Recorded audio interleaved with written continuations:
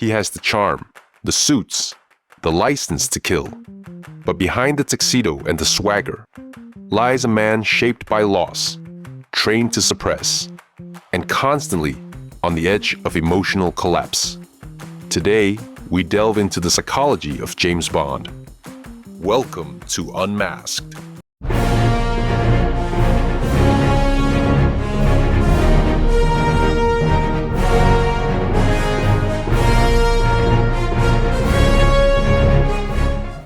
James Bond is, canonically, an orphan. His parents died when he was young, and he was later raised by his aunt and eventually recruited into the British Secret Service. According to attachment theory, developed by John Bowlby, early childhood experiences with caregivers shape our capacity to form relationships in adulthood. Bond demonstrates signs of avoidant attachment.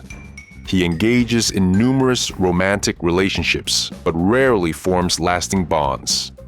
He avoids vulnerability, never truly lets people in, and often loses those he grows closest to.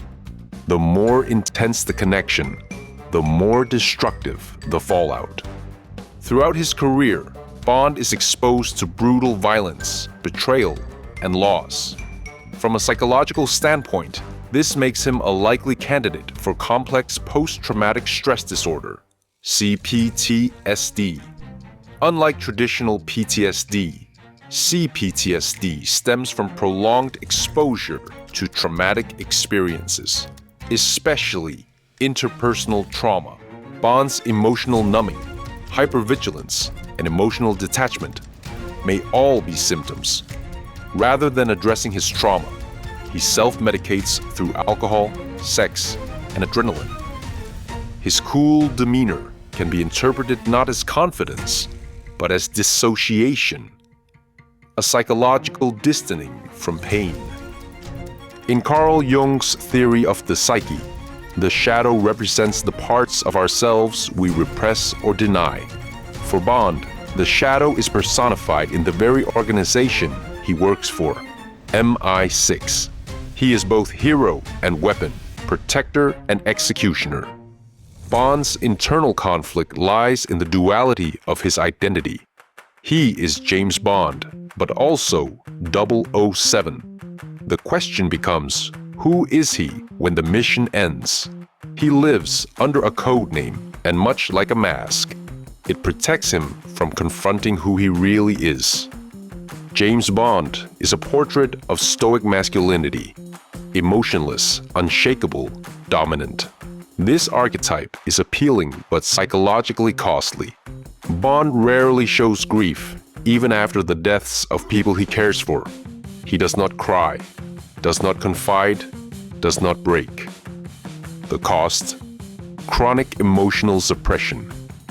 According to modern research in emotional psychology, repressing emotions leads to a higher risk of depression, anxiety, and substance use. Bond's behavior, excessive drinking, reckless risk-taking, could be understood as symptoms of unresolved emotional pain.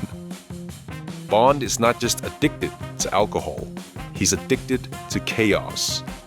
According to dopamine theory, the brain rewards risk-taking with chemical highs.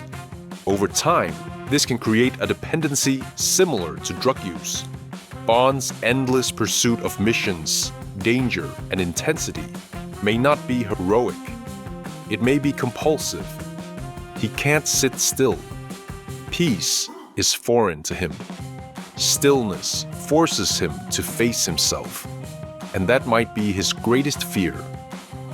Moral injury occurs when someone commits, witnesses, or fails to prevent acts that conflict with their personal values.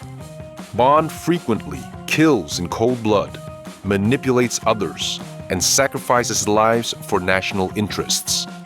While he follows orders, the accumulation of morally ambiguous acts takes a psychological toll.